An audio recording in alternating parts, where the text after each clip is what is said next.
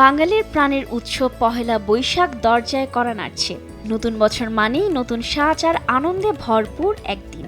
তবে ইতিহাসের পাতা উল্টালে দেখা যায় কিছুটা ভিন্ন রূপ। আজকের এই বর্ণিল উৎসবের শুরুটা হয়েছিল অনেকটা সাদা মাটা আর হিসেব নিকেশের হাত ধরে।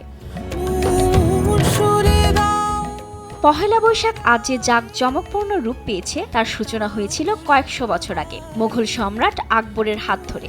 মূলত কর বা খাজনা আদায়ের সুবিধার্থে এই সনের প্রবর্তন করা হয়েছিল, যা সময়ের পরিক্রমায় আজ বাঙালি সাংস্কৃতিক ও রাজনৈতিক প্রতিবাদের এক অনন্য হাতিয়ারে পরিণত হয়েছে।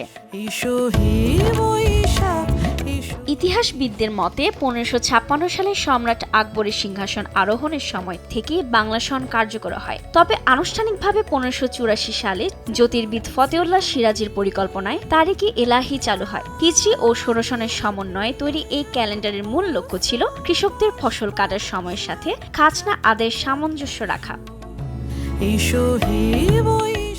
শুরুতে এটি উৎসবের চেয়ে অর্থনৈতিক কর্মকাণ্ডে বেশি সীমাবদ্ধ ছিল। চৈত্র মাসের শেষ দিন পর্যন্ত খাজনা পরিশোধ শেষে পহেলা বৈশাখে ভূস্বামীরা প্রজাদের মিষ্টি মুখ করাতেন। এই রীতি থেকেই ব্যবসায়ীদের মাঝে হালখাতা প্রথার উদ্ভব। সময়ের সাথে সাথে এর সাথে যুক্ত হয় গরু মহিষের লড়াই, কাবাডি এবং লোকজ মেলা। বিভিন্ন সময়ে বাংলা নববর্ষ উদযাপন বাঙালির প্রতিবাদের ভাষা হয়ে উঠেছে। বিশেষ করে 1947 সালে দেশ ভাগের পর আইয়ুব খানের আমল এবং 80-র দশকের শেষের দিকে স্বৈরশাসনের বিরুদ্ধে প্রতিবাদের ভাষা ছিল বর্ষবরণের আনুষ্ঠানিকতা। একসময় মাসের শেষ দিনে চৈত্র সংক্রান্তি উদযাপনই ছিল মুখ্য। বিশেষ করে বছরের শেষ দিন হিসেবে চৈত্র সংক্রান্তির মেলা ছিল সবার জন্যই।